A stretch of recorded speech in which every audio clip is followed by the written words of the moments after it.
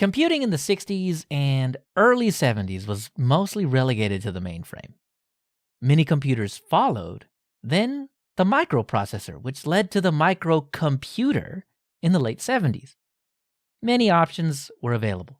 From Canada, you had the Commodore PET. In the US, you had the Apple II, the Atari 400, and Tandy TRS-80. Hong Kong had the Video Genie, and England, the BBC Micro and Sinclair ZX81. Each had their many strengths, and weaknesses were everywhere. This was a revolution, after all.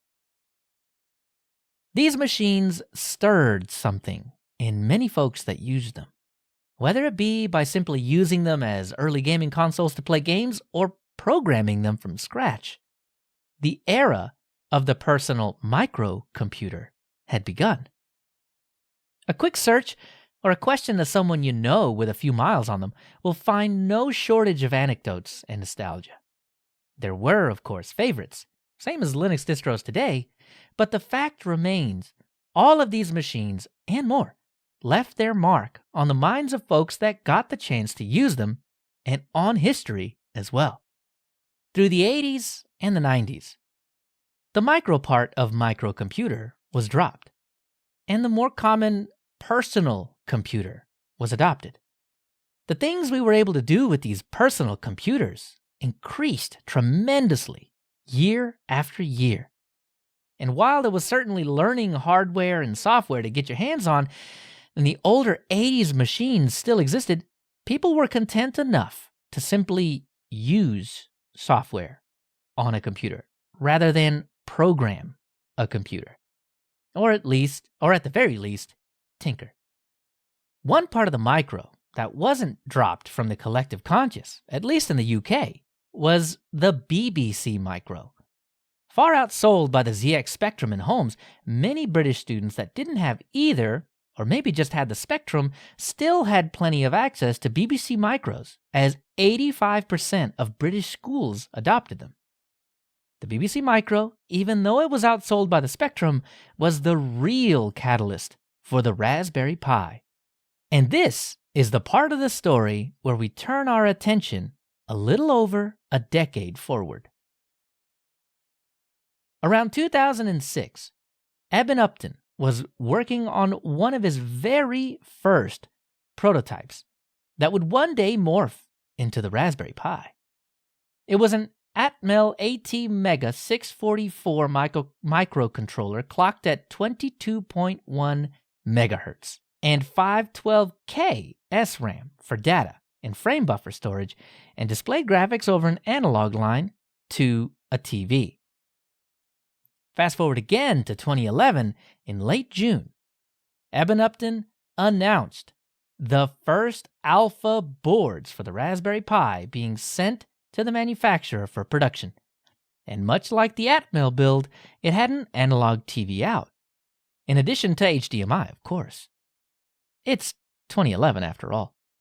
It was about 20% larger than the final product that would eventually be called the Raspberry Pi. Like its inspiration, the BBC Micro, the Pi was to have various versions. First up, a $25 Model A version that had only 128 megs of RAM and lacked a network interface. And then the Model B at $35, which would up the RAM to 256 megabytes and include a network interface. And in August, the alpha boards returned. And on those boards ran Debian, a mixture of Debian Squeeze version 6 and the ever-up-to-date SID. Again in August, a competition was announced to determine the logo that the Raspberry Pi Foundation was to use on the Pis themselves, and just about everywhere else. Ultimately, it wasn't easy to decide. In early October, when the tallies were meant to be ready, the initial panel of judges was deadlocked. So, another batch of internal developers was added to break the tie. After lots of indecisiveness, Paul Beech's logo was chosen. And yes, it's the one you're thinking of. The logo was imagined from 32 buckyballs, with 11 of them visible. And the first Pi had a 32-bit processor using ARM 11. Talk about serendipity. In February of 2012, the Debian hacking on the alpha boards culminated into a functional Debian Squeeze installation using LXDE for the desktop, Midori for the browser, and some development and multimedia tools. On the 1st of March, the Raspberry Pi is official. The Model B will be launching first as there was a much higher demand for them, and then the Model A would follow later. Then, the operating system floodgates opened. A few days after launch, Arch Linux ARM, supporting the Raspberry Pi, is out in the wild. Then after a little over a week's delay from its original launch date in February, Raspberry Pi Fedora Remix is ready as well. Quickly after that, OpenELEC, which is a special distro that runs XBMC, now known as Kodi, also announced support and a release. Then in early April, the first Raspbian SD Image was made available for testing. Shortly after, the raspberrypi.org domain name was registered. Mid-April, Raspberry Pis began hitting doorsteps.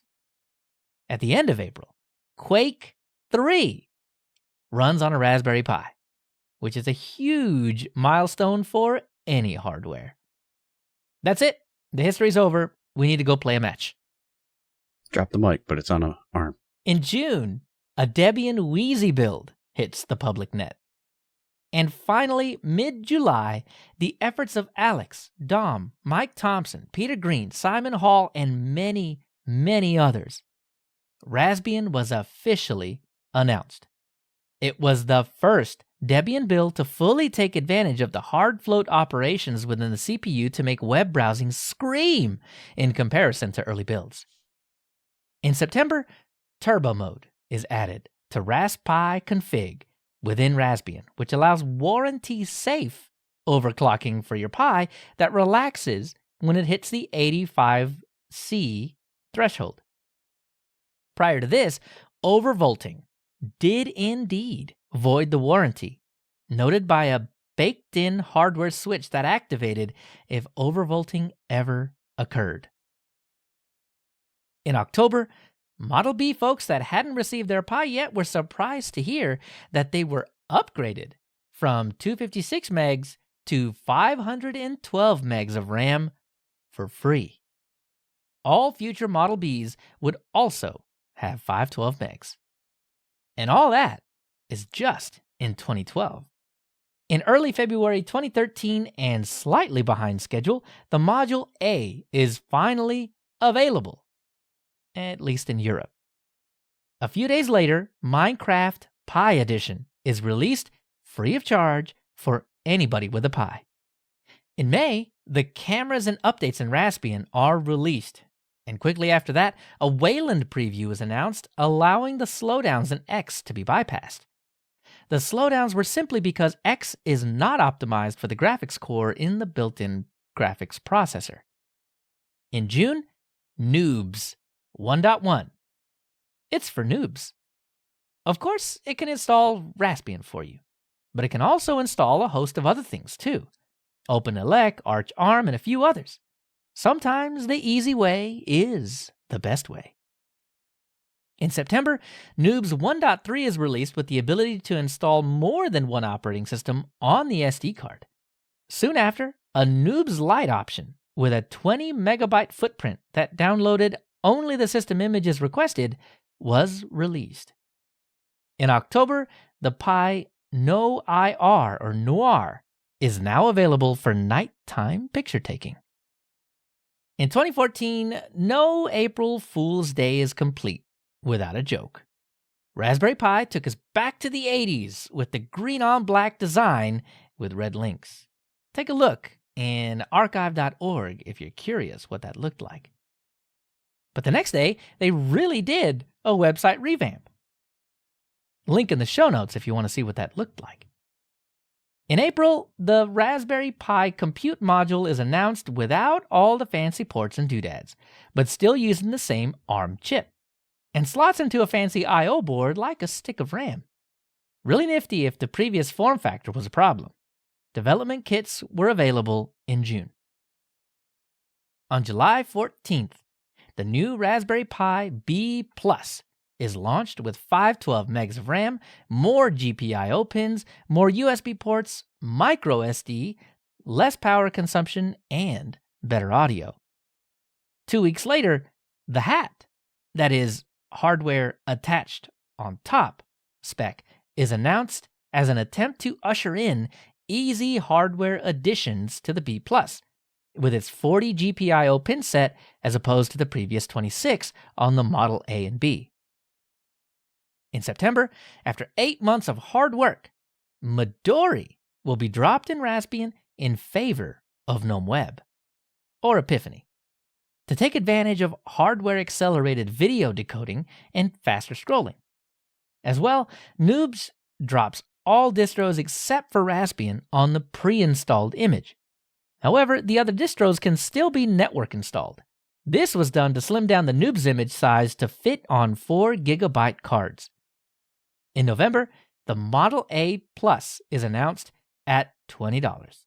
Still without a network interface, but now with the same 40-pin GPIO header as the B Plus.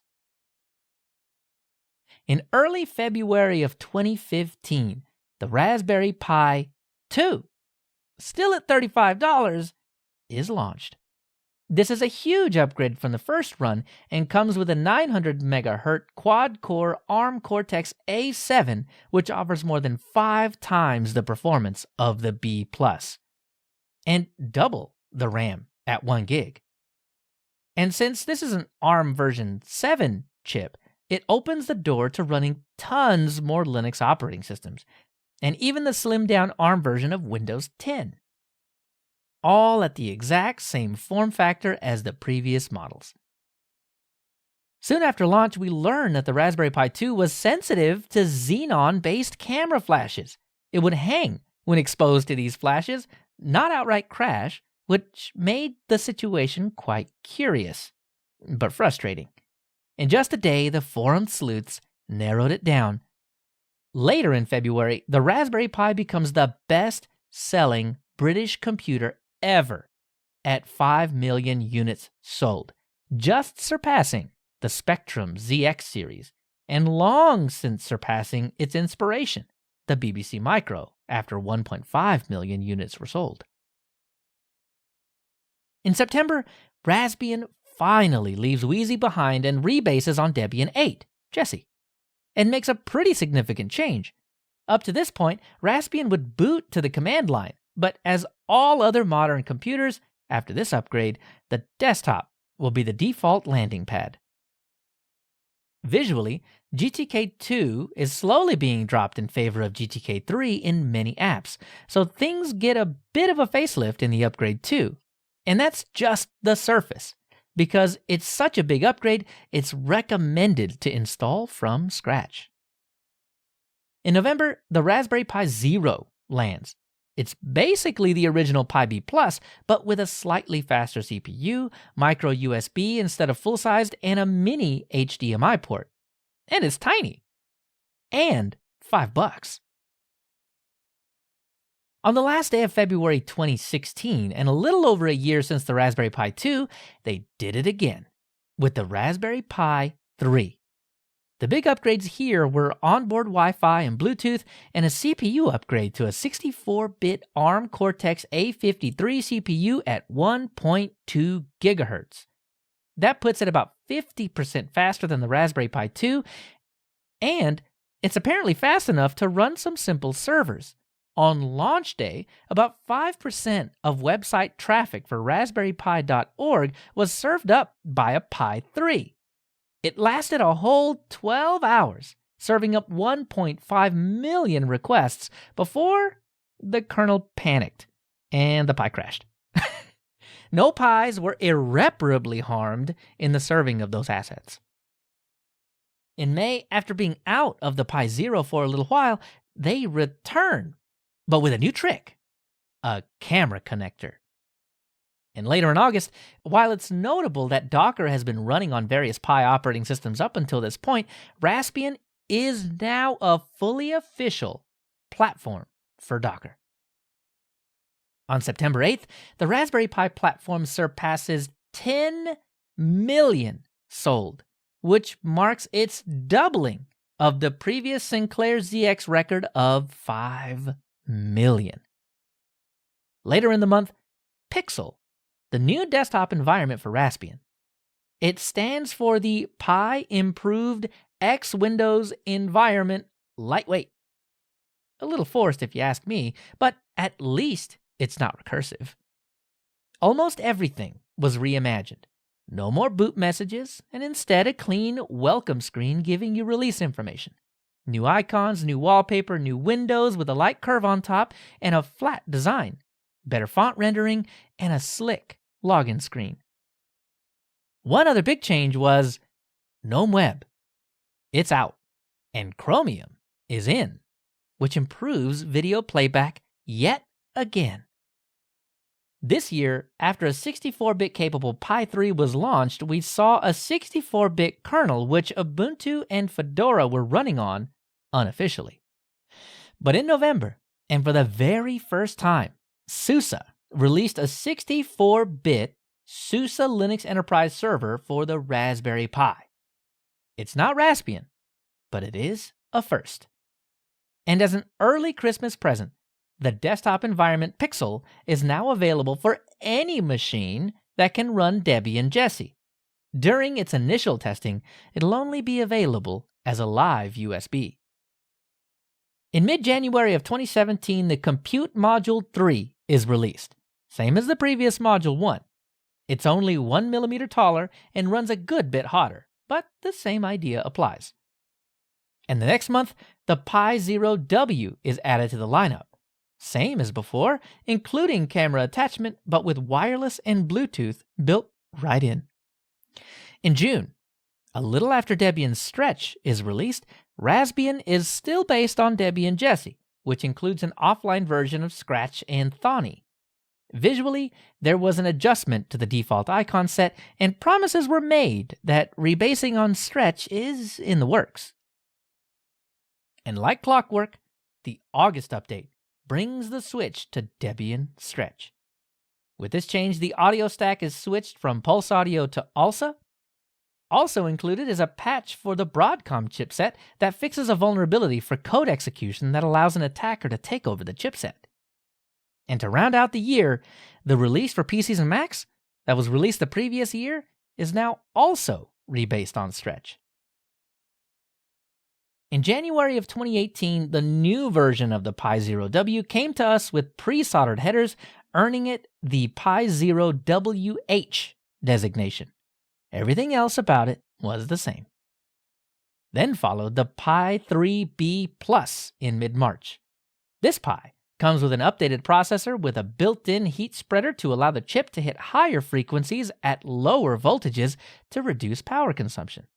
This, paired with the new Wi-Fi and Bluetooth combo chip, also leads to higher transmission rates over wireless. It brought along a new OS, which came with better support for different screen resolutions. The Appearance Settings application provides a GUI to change things like the resolution easily, and a pixel doubling option is added for high-resolution displays. Another OS update in June. Now the setup wizard runs automatically on first start.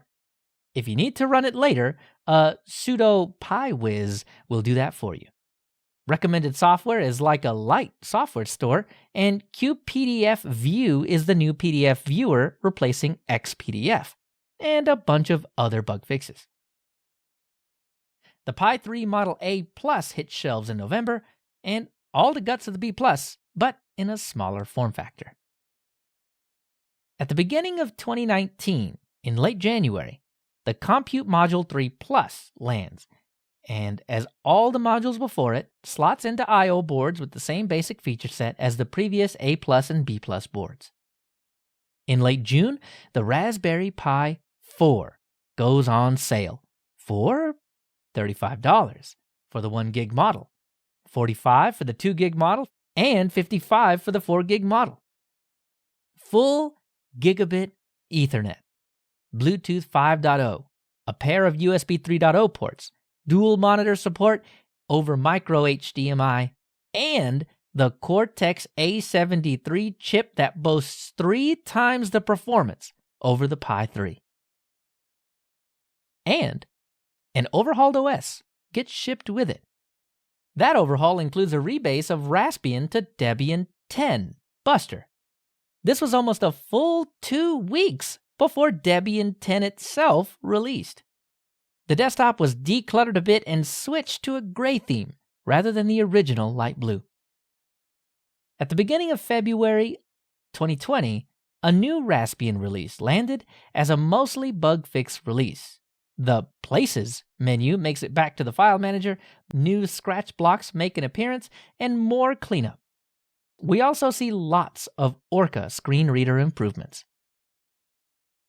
At the end of April, a new official 12.3 megapixel high-quality camera hits the streets and can take some stunning pictures with the attachable lenses. And a month later, after lots of speculation on the misprint in the Pi 4 manual, in May, the 8 gigabyte version of the Raspberry Pi 4 is now on sale. All the same guts, but with twice the memory of the highest at the time option. All at $75. Around this time, the Raspbian name has been axed.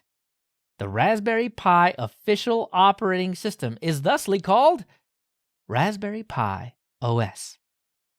In October, the Compute Module 4 lands with all the power that comes with it.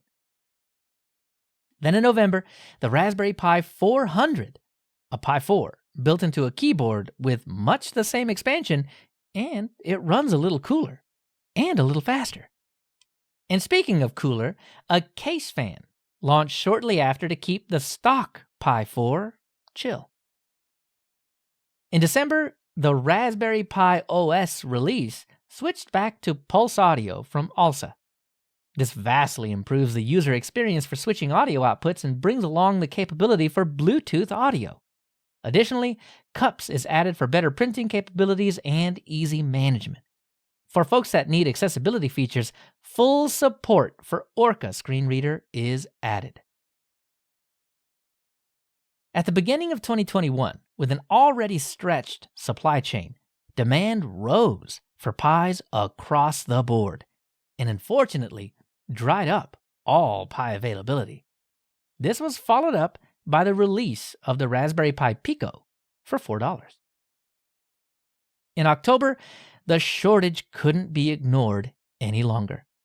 With a couple of price increases, Pi users knew they were going to be in for a stagnant ride.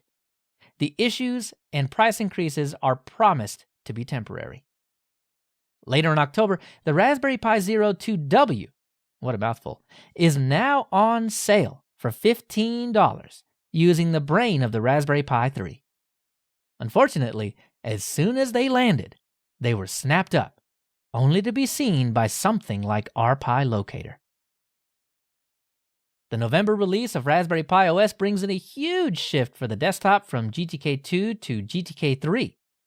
It's also a switch on the Debian base from Buster to Bullseye. The shift to GTK3 also brings along Mutter as the compositor. An updater plugin and improved notifications are also in this release. In February of 2022, while other 64-bit operating systems for the Pi 4 had released, the long-awaited Raspberry Pi OS in 64-bit finally hits the mirrors. In early April, a supply chain update. Industrial and enterprise customers are going to be prioritized, going against their original stated mission of being for the home user or tinkerer. And many of those tinkerers were not pleased with the decision. But their market share is probably much smaller than the big companies. Another in April, another release of Raspberry Pi OS. Within, a new wizard where you can create your user on the first run. Prior releases started with the Pi user. And hey, the Imager tool can do that for you too if you want something headless. Or you can set it in a user.conf file on the boot partition. If you want to rename that Pi user from a previous version, there's a new Rename User tool to do that. Wayland makes a debut as an option using Rasppi config. In June, the Raspberry Pi Pico W at $6 debuts, bringing back the Pico muscle, but now with a Wi-Fi chip on board. In September, another update to Raspberry Pi OS that brought with it a searchable main menu, better audio input control, keyboard shortcuts like Ctrl-Alt-B for the Bluetooth menu, and Network Manager compatibility.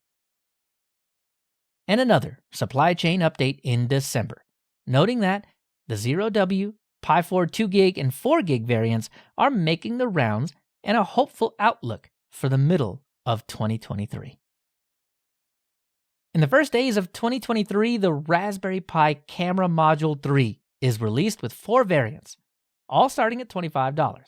A normal, no IR or noir, and wide-angle versions of each, all at 11.9 megapixels, autofocus, and field of view adjustments. And as far as hardware goes, that's about it, until now. And Raspberry Pi OS, keeping up with Debian.